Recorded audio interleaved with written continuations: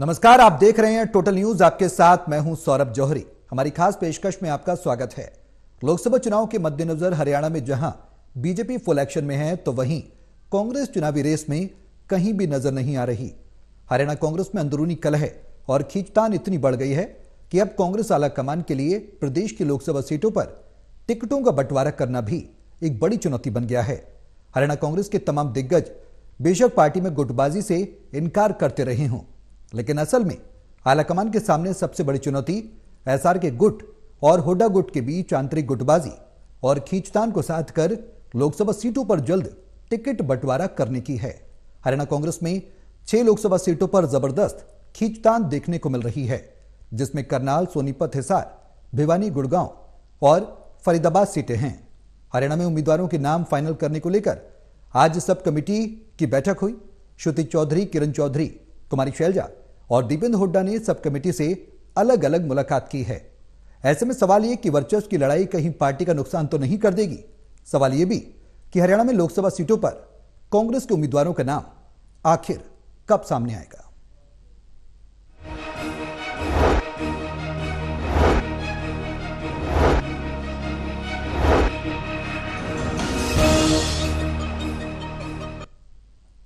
तो कांग्रेस के सामने सबसे बड़ी चुनौती अपनों को साधने की बन रही है, क्योंकि विपक्ष जहां खासकर बीजेपी की बात की जाए तो मजबूत उम्मीदवारों को लोकसभा के रण में सीटों को लेकर उतार चुका है, तो वही कांग्रेस पशुपेश की स्थिति में है।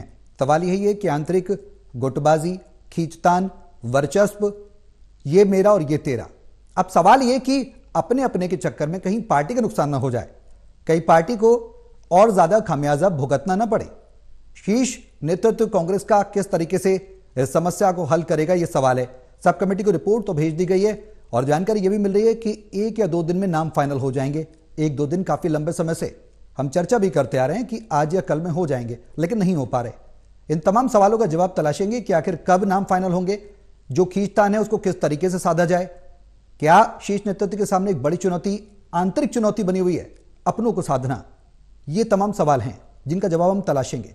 हमारे सहयोगी हमारे साथ मौजूद हैं। हिसार से एसोसिएट एडिटर हैं डॉक्टर महेश कुमार, पानीपत से एसोसिएट एडिटर हैं देवेंद्र कथुरिया और वरिष्ठ पत्रकार वीरेंद्र सोनी जी। आप सभी के साथ मैं चर्चा को आगे बढ़ाऊं, लेकिन उससे पहले रिपोर्ट दिखाते हैं, फिर करेंगे चर्चा की शुरुआत। उम्मीदवारों के नाम तय करने को लेकर बैठकों के दौर जारी हैं। कांग्रेस में बैठकों के दौर चल रहे हैं और इसी कड़ी में आज सब कमेटी की महत्वपूर्ण बैठक हुई है। इसमें हरियाणा में उम्मीदवारों के नाम तय करने को लेकर कांग्रेस नेता मधुसूदन मिस्त्री और सलमान खुर्शीद ने उम्मीदवारों के नाम फाइनल करने को लेकर महत्वपूर्ण चर्चा की है।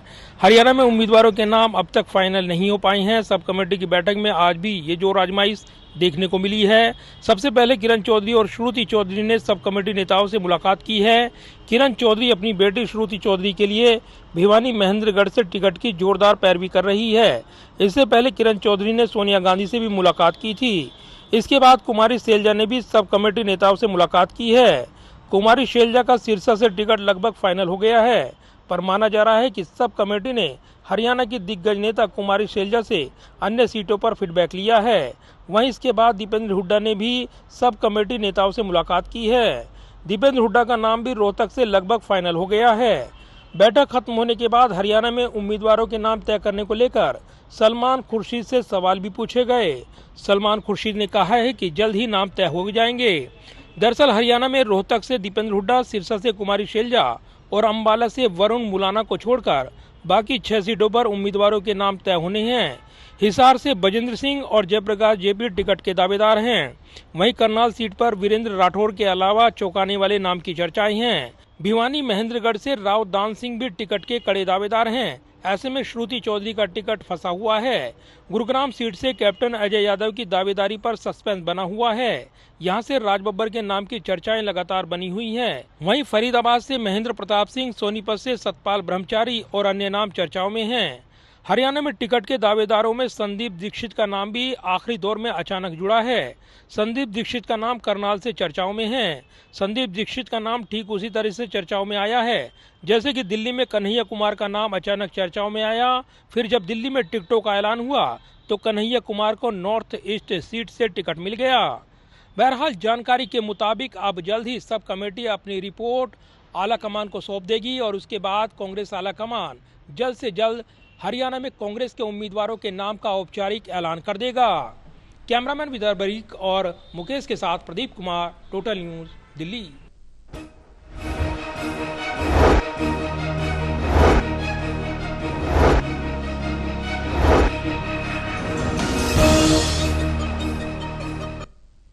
तो कांग्रेस और लोकसभा सीटों को लेकर कब अपने नामों को फाइनल करेगी, आपसी खींचतान को लेकर किस तरीके के समीकरण हरियाणा में बन रहे हैं और जब फाइनल होंगे नाम तब वो बीजेपी को चुनौती दे सकती है, ऐसा कहा जाएगा, क्योंकि हरियाणा के पूर्व मुख्यमंत्री मनोहर लाल भी इस बात को कह चुके हैं, जब कांग्रेस के उम्मीदवारों के नाम सामने आए तब फाइट हो तो कुछ मजा भी आएगा।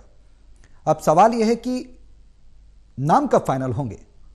महेश, जो तैयारियां नजर आ रही हैं उन तैयारियों से नहीं लग रहा कि नाम हो पाएंगे। जो खींचतान नजर आ रही है, जो आपसी नूरा कुश्ती नजर आ रही है, और उससे यही लग रहा है कि अपने अपने वर्चस्व की लड़ाई लड़ी जा रही है कांग्रेस के अंदर।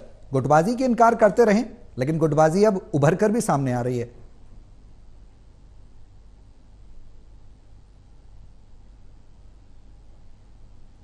देखिए सौरभ, बीते दिन भी हमें लग रहा था कि कांग्रेस पार्टी का श्रेष्ठ नेतृत्व ये टिकटों का फैसला कर देगा। कमेटियां, सब कमेटियां, इसके अलावा स्क्रीनिंग कमेटियां, सीईसी, ये दौर जो है लंबा चल चुका है। बार बार सीईसी की बैठक भी हरियाणा को लेकर की जा चुकी है, स्क्रीनिंग कमेटी की बैठकें हो चुकी हैं, सब कमेटी का जिक्र भी यहां पर किया जा रहा है। लेकिन आखिरकार वहीं उसी टेबल पर जाकर फैसला करना पड़ेगा, या तो मल्लिकार्जुन खड़गे या सोनिया गांधी या फिर खुद राहुल गांधी, तीनों बैठकर ही इस पर आखिरी मोहर लगाने का काम करेंगे। उससे नीचे, उससे इतर कोई बातचीत सिरे नहीं चढ़ पाएगी। तमाम कोशिशें की जा चुकी है और शक्ति प्रदर्शन का जहां तक जिक्र है, यहां पर लगातार भयंकर शक्ति प्रदर्शन देखने को मिल रहा है। चाहे एसआर के ग्रुप की तरफ से बात की जाए और चाहे भूपेंद्र सिंह हुड्डा ग्रुप की तरफ से बात की जाए, भयंकर शक्ति प्रदर्शन की वजह यह है कि ना तो सब कमेटियां किसी नतीजे तक पहुंच पाएंगी, सीईसी किसी एक फैसले तक नहीं पहुंच पाएगी। और यह भी मानकर चलिए, अगर हिसार सीट पर जेपी को टिकट नहीं मिलती है तो फिर तूफान, उसके बाद आगे के तूफान की शुरुआत होगी। फिर जेपी भी खामोशी से नहीं बैठेंगे। मुझे लगता है कि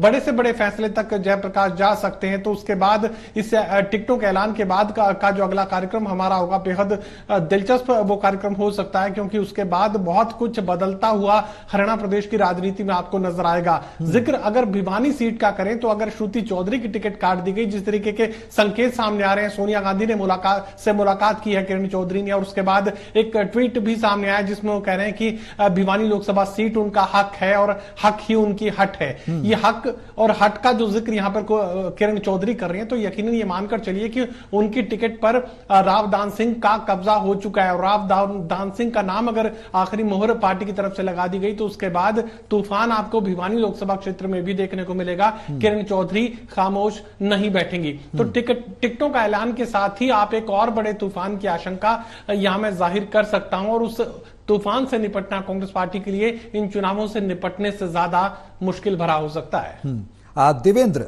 तूफान का महेश जिक्र कर रहे हैं और जाहिर सी बातें, परिस्थितियां भी कुछ वैसे ही प्रदेश के अंदर बनती हुई नजर आ रही हैं। अब यह कहना भी, इसमें भी कोई दो राय नहीं होंगी, गुरेज नहीं होगा कहने में कि कांग्रेस को अपनों ने ही फंसा दिया है। अब करें तो क्या करें? देखिए सौरभ, जिस तरीके की परिस्थितियां कांग्रेस में चल रही है, कांग्रेस की दुविधा कई दिनों से नजर आ रही है। हमें याद है, कह रहे थे कि प्रदेश प्रभारी कांग्रेस के नेता के पहले नवरात्र पे, दूसरे नवरात्र तक, नवरात्र के अंदर हम उम्मीदवार घोषित कर देंगे। नवरात्र खत्म हुए भी आज 3-4 दिन होने को है। तो कांग्रेस दुविधा में फंसी हुई है और जिस तरीके से हाईकमान दबाव में है, दोनों गुटों में संतुलन बनाना चाह रहा है, दबाव पूरा बनाए हुए दोनों गुट। ऐसी स्थिति में अगर तब भी जब टिकटें अनाउंस होंगी, जिनका भी चुनाव होगा, जैसा महेश जी बता रहे हैं, आसार भी लग रहे हैं कि शायद बगावत के सुर उठ सकते हैं। ऐसी स्थिति में, क्योंकि हरियाणा की पॉलिटिक्स में जेजेपी ने ये जो प्रयोग किया था पिछले 2019 के विधानसभा चुनाव में, अगर दूसरी पार्टियों के मजबूत लोगों को टिकट नहीं मिला, वो पार्टी के खिलाफ गए, तो उनको न्योता दिया गया, आइए टिकट हमारे पास है। मेरे को लगता है लोकसभा चुनाव में कुछ वैसा हो सकता है, क्योंकि टिकट सभी को नहीं मिल सकती। 3-4 दावेदार हैं, 2 हैं, 4 हैं, 3 हैं, उनमें से कुछ ऐसे जरूर हो सकते हैं, उनको दाना फेंकेंगी दूसरे पार्टी, आप हमारे पास आइए, और उस स्थिति में कांग्रेस का नुकसान होगा। मेरे को नहीं लगता कि जैसे बीजेपी ने जिस तरह के टिकटों का बंटवारा किया, कोई असंतोष, रोष जो भी था वो अंदर खाते था, कोई बाहर चीजें नहीं आई है। लेकिन कांग्रेस के साथ ये खतरा बना हुआ है, जिस तरह के महेश आशंका जाहिर कर रहे हैं। जो क्रूशियल सीट है, हिसार की सीट है, भिवानी की है या सोनीपत की है, 3-4 सीटें फंसी हुई हैं और कांग्रेस को विपरीत परिस्थितियों का सामना करना पड़ सकता है और ऐसी स्थिति कांग्रेस के हित में नहीं होगी। लिहाजा इसीलिए देरी भी की जा रही है और सोच समझकर कदम उठाया जा रहा है। और हो सकता है कि बड़े नेता, हाईकमान के नेता तक जिनको टिकट मिले या जो रह जाएं, उनको समझाने की कोशिश करेंगे तुम्हारे खुद से ज्यादा बड़ी पार्टी होती है। इस तरह की दलीलें दी जाएंगी, नसीहत भी दी जाएगी। लेकिन डर अभी यह है कि जब स्विच जारी होगी उसकी प्रतिक्रिया क्या होगी। तो कांग्रेस में मतलब देरी तो हो ही रही है, लेकिन अंदर की आशंका भी जो नजर आ रही है कि शायद पार्टी को कोई नुकसान ना हो जाए। लेकिन मेरे को लगता है कि आज शायद कुछ सीटों अनाउंस हो सकते हैं, नहीं तो कल हो जाएगी। लेकिन अब अंतिम चरण पे है। देखिए, अब आलाकमान के बड़े नेताओं ने भी सारा सोच विचार कर लिया। स्क्रीनिंग कमेटी ने 5 बैठकें कर ली, सीईसी की 2 बैठकें, सब कमेटी की आज फिर से बैठकें हो रही है। बिल्कुल एक लंबा दौर देवेंद्र फंसा हुआ है, एक लंबा समय यहां पर गुजर गया और चर्चाओं में भी हम कई बार जिक्र करते रहे कि शायद आज नाम फाइनल हो जाएंगे उम्मीदवारों के कांग्रेस की ओर से, अब हो जाएंगे और नहीं हुए। आपसी खींचतान थी, वो एक वजह उभर कर सामने आई है। वीरेन जी, हरियाणा में कांग्रेस की स्थिति किस तरीके की नजर आ रही है? पहली चुनौती तो यह है आंतरिक गुटबाजी खत्म करना, साथ ही टिकटों का बंटवारा करना, जिताऊ कैंडिडेट को चुनना, और दूसरी चुनौती यह है कि अगर एक को मनाएंगे तो दूसरा रूठ जाएगा। महेश ने भी जिस तरीके से जिक्र किया, तो कहीं ना कहीं पार्टी की आंतरिक जो उफान है, विरोधी उफान, वो भी पार्टी के सामने बन सकता है आने वाले समय में। देखिए, बिल्कुल ये स्थिति है और इसी कारण से जो टिकटों की घोषणा में विलंब हो रहा है। स्थिति ये बनी हुई है कि कांग्रेस के लोगों को ये लगता है कि कांग्रेस की टिकट का मतलब है जीत की गारंटी, जबकि वास्तव में ऐसा है नहीं। कांग्रेस के लोगों ये समझते हैं, जो नेता लोग हैं ये समझते हैं कि जनता में असंतोष है, कांग्रेस की टिकट मिलते ही जनता उन्हें चुनाव जिताकर भिजवा देगी। लेकिन ऐसी संभावना नहीं है। कांग्रेस को तो गंभीरता से चुनाव तो लड़ना ही पड़ेगा। मतलब केवल टिकट लेना ही पर्याप्त नहीं है। मतलब कांग्रेस अगर गंभीरता से चुनाव नहीं लड़ती, ईमानदारी से चुनाव नहीं लड़ती, तो कांग्रेस की राह बहुत मुश्किल है। इतनी आसान है नहीं जितनी कांग्रेस के नेता समझ रहे हैं। गुटबाजी से तो पहले से थी। अब जो प्रदेश प्रभारी थे उनको भी ये इस बात का आभास था कि गुटबाजी है, लेकिन उन्होंने क्या होमवर्क किया? मतलब कांग्रेस की गुटबाजी तो पहले से और बढ़ गई जी। मतलब प्रदेश प्रभारी के आने के बाद, चाहे पहले विवेक बंसल थे तो गुटबाजी तब भी थी, कोई तुमको तो कोई प्रदेश प्रभारी मानता ही नहीं था जी। अब जो दीपक बाबरिया है, कम से कम उनको प्रदेश प्रभारी के रूप में स्वीकार तो करते हैं, लेकिन गुटबाजी पर तो अंकुश वो भी नहीं लगा सके। और अगर टिकटों के वितरण में किसी के साथ अन्याय हुआ, किसी को अपेक्षा के अनुरूप टिकट नहीं मिला, तो वो कोई भी रास्ता अपनाएगा, ये तो निश्चित है। तो कांग्रेस की राह आसान नहीं है। अब कांग्रेस पर किसी का नियंत्रण भी नहीं है। मतलब कांग्रेस के नेता किसी पर भी, कोई अंकुश भी नहीं है पार्टी का, कोई भी किसी तरह की राह पकड़ सकता है। और ये आगे देखिए, इसका असर विधानसभा चुनाव पर पड़ेगा और विधानसभा चुनाव की लड़ाई हो रही है।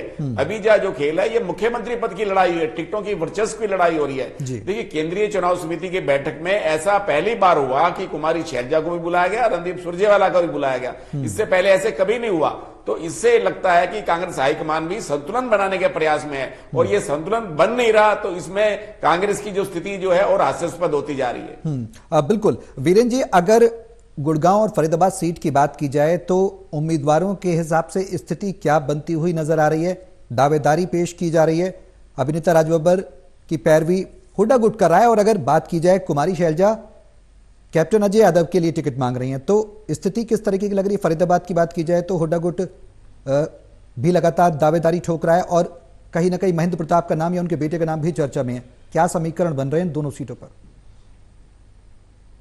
देखिए, गुरुग्राम के अंदर ये देखा जाए, चाहे राज बब्बर हो चाहे कैप्टन अजय यादव हो, तो दोनों की स्थिति इतनी सुखद नहीं है। देखिए, राज बब्बर एक बार हालांकि सुनार हैं, पंजाबी समुदाय से हैं, लेकिन उनकी वहां पर क्या पैठ है, क्या संपर्क है, किस तरह के वहां के मतदाताओं को प्रभावित कर पाएंगे? देखिए, राव इंद्रजीत का वहां अपना व्यक्तिगत आधार है जी। मतलब राव इंद्रजीत से मुकाबला करने के लिए ना तो राज बब्बर टिकते हैं। हाँ, कैप्टन अजय यादव का पुराना आधार है, लेकिन कैप्टन अजय यादव तो कह रहे हैं कि मैंने तो टिकट के लिए आवेदन ही नहीं किया। जिस तरह उनकी उपेक्षा हुई, हालांकि ओबीसी सेल से वो है, चेयरमैन है, लेकिन जिस तरह से उनकी उपेक्षा हुई है तो वो भी आहत है।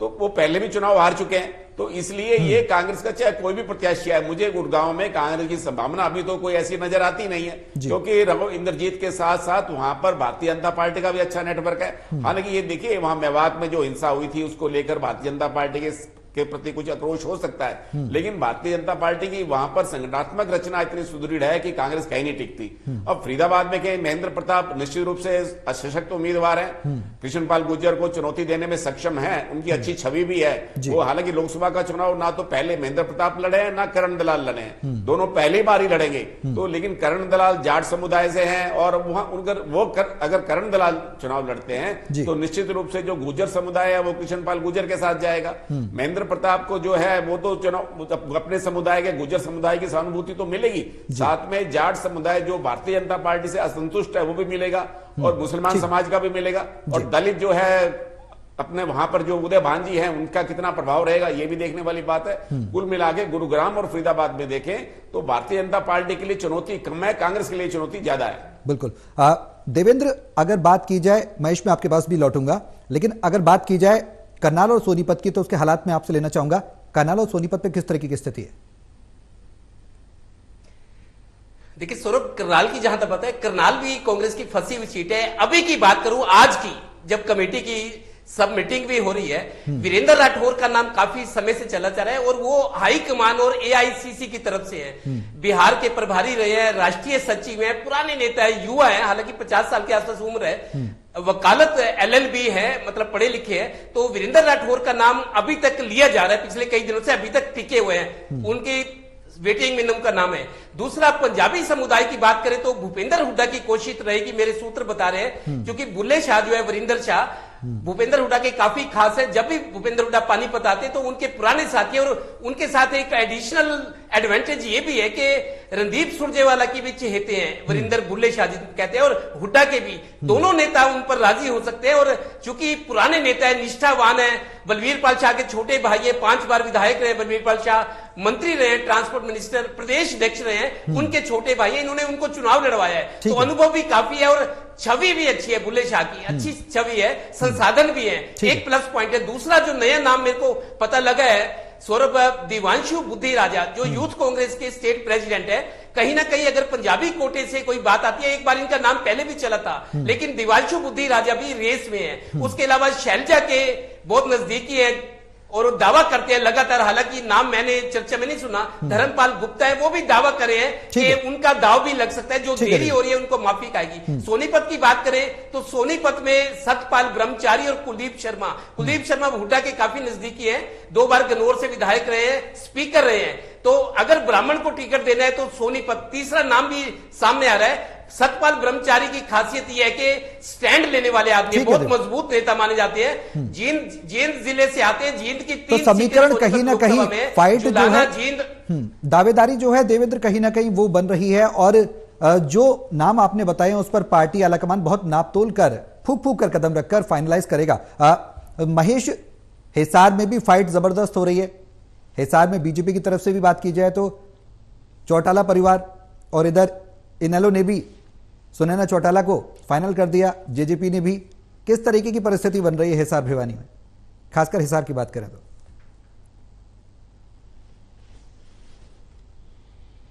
देखिए बिल्कुल चौटाला परिवार आमने सामने यहाँ पर खड़ा है। सबसे पहले रणजीत चौटाला को टिकट भारतीय जनता पार्टी की तरफ से दिया गया था। सुनैना चौटाला इंडियन नेशनल लोकदल की तरफ से आज उम्मीदवार घोषित कर दी गई हैं। उससे पहले ही जननायक जनता पार्टी की तरफ से नैना चौटाला को चुनावी मैदान में उतार दिया गया था। यानी 3 राजनीतिक दलों की तरफ से चौटाला परिवार के लोग ही आमने सामने खड़े हैं। इंतजार यहाँ पर कांग्रेस पार्टी की टिकट का किया जा रहा है और 2 ही नाम यहाँ पर टक्कर में इस वक्त बने हुए हैं। 2 नामों में पहला नाम ब्रजेंद्र सिंह का है। लगातार ये बात कही जा रही है कि ब्रजेंद्र सिंह ने जब पार्टी ज्वाइन की थी तो इस कमिटमेंट के साथ की थी कि उन्हें हिसार लोकसभा से टिकट पार्टी का दिया जाएगा, और वही कमिटमेंट है जो अभी तक ब्रजेंद्र सिंह को सबसे ऊपर फहरिस्त में बनाए हुए। हालांकि जेपी लगातार कड़ी चुनौती यहां पर ब्रजेंद्र सिंह को देते हुए नजर आ रहे हैं, और जेपी की चुनौती इसलिए भी मजबूत बनी हुई है क्योंकि जेपी के साथ भूपेंद्र सिंह हुड्डा खड़े हुए और भूपेंद्र सिंह हुड्डा अपनी हर संभव कोशिश करते हुए नजर आ रहे हैं कि टिकट जेपी के हाथ में चला जाए। लेकिन फिलहाल जो सूत्र जानकारी दे रहे हैं कि कमिटमेंट को पूरा पार्टी के शीर्ष नेतृत्व की तरफ से किया जाना है, तो ऐसे में ब्रजेंद्र ही कांग्रेस पार्टी की पहली पसंद बन सकते हैं। लेकिन जिस तूफान का मैं जिक्र कर रहा था हिसार लोकसभा सीट पर उम्मीदवार के ऐलान के साथ ही, यानी कांग्रेस पार्टी अगर विजेंद्र को टिकट देती है तो फिर जेपी का बगावत करना तय है, और वो बगावत किस हद तक जा सकती है देखने वाली बात रहेगी। लेकिन फिलहाल ये मानकर चलिए कि हिसार सीट पर उम्मीदवार के ऐलान के साथ ही तूफान देखने को मिलेगा। और अगर जेपी को टिकट किसी संभावना के तहत अगर मिल भी जाता है तो फिर तस्वीर उचाना विधानसभा क्षेत्र पर देखनी होगी, जहां पर वीरेंद्र सिंह और उनके समर्थक क्या गुल खिलाएंगे, क्योंकि यह देखना भी दिलचस्प रहेगा कि अगर जेपी को टिकट मिल जाए तो ब्रजेंद्र सिंह और उनके पिता वीरेंद्र सिंह क्या करेंगे, और अगर ब्रजेंद्र को टिकट मिलती है तो फिर यह देखना दिलचस्प रहेगा कि जयप्रकाश और उनके समर्थक किस रुख के साथ सामने खड़े हुए नजर आएंगे। क्या राजनीतिक दल बदलने की कोशिश की जाएगी, क्या कुछ हो सकता है, वो परिस्थितियां बाद में डिस्कस करेंगे। लेकिन इतना मानकर चलिए कि हिसार सीट पर तूफान का आना तय है। जिक्र अगर सिरसा लोकसभा क्षेत्र का करें तो यहां पर किसी भी तरह का इफ बट, कोई किंतु परंतु, कोई कंफ्यूजन नहीं बचा है। कुमारी शैलजा ही सिरसा लोकसभा क्षेत्र से कांग्रेस पार्टी के उम्मीदवार के रूप में चुनावी मैदान में उतरती हुई नजर आएंगे, और उनकी टीम जो है पहले से ऑपरेशन हो चुकी है। कुमारी शैलजा की जो टीम है अब चुनावी तैयारियों में जुट चुकी है। सिरसा लोकसभा क्षेत्र के अलग अलग विधानसभा क्षेत्रों तक कुमारी शैलजा के लोग पहुंच चुके हैं और चुनावी तैयारियों में जुट चुके हैं। अब बिल्कुल, अब ऐसे में परिस्थितियां बेहद दिलचस्प होती जा रही हैं। कांग्रेस के लिए एक बड़ी चुनौती भी बनती जा रही है, और बीजेपी से पार पाने से पहले आंतरिक चुनौती से पार्टी को निपटना होगा। वीरेंद्र जी, कोई संजीवनी काम करेगी क्या? गुटबाजी थमेगी क्या? आलाकमान के पाले में गेंद है, हल निकलेगा क्या? ये तमाम सवाल हैं। देखिए, गुटबाजी तो उस पर कोई अंकुश लगेगा नहीं। देखिए, रॉबर्ट वाड्रा भी हालांकि करनाल से चुनाव लड़ना चाहते थे। उन्होंने अपने खुद वक्तव्य दिया था कि मेरी प्राथमिकता मुरादाबाद या हरियाणा का निर्वाचन क्षेत्र हो सकता है। तो लेकिन मुझे नहीं लगता कि, क्योंकि गुटबाजी को देखकर उन्होंने भी अपने कदम पीछे ले लिए हैं।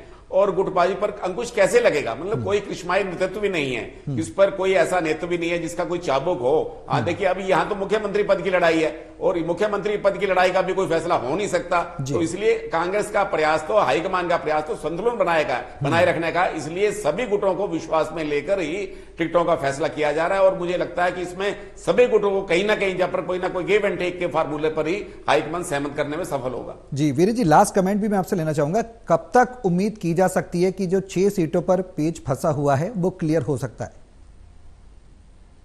देखिए, कल जो उम्मीद है कि संभावना है, कल की तो पूरी संभावना है कि कांग्रेस की सूची आ जाएगी। जो अध्यक्ष है, राष्ट्रीय अध्यक्ष है खड़गे जी, वो दिल्ली आने वाले हैं। उसके बाद उनको रिपोर्ट, सब कमेटी की रिपोर्ट है, वो सौंप दी जाएगी। और मुझे लगता है कि कल तक जो है, कल रात तक जो है, कांग्रेस की सूची अवश्य आ जानी चाहिए। बिल्कुल, चलिए, बहुत शुक्रिया आप सभी का हमारे साथ इस चर्चा में शामिल होने के लिए। लगातार जो सीटों पर पेच फंसा हुआ था, अब 6 सीटों पर जद्दोजहद लगातार जारी है। उम्मीद यही करेंगे कि कांग्रेस के बीच संतुलन, जो आलाकमान बनाने की कोशिश कर रहा है, वो संतुलन बने।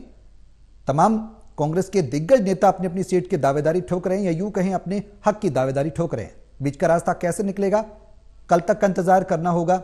जो जानकारी मिल रही है कि कल तक तस्वीर साफ होगी। उम्मीद यही करेंगे कि जो सीटें हैं लोकसभा की, उन सीटों पर तस्वीर कांग्रेस साफ करे, उम्मीदवारों का जल्द ऐलान करे। देखना होगा कि कब तक वो तस्वीर साफ हो पाती है।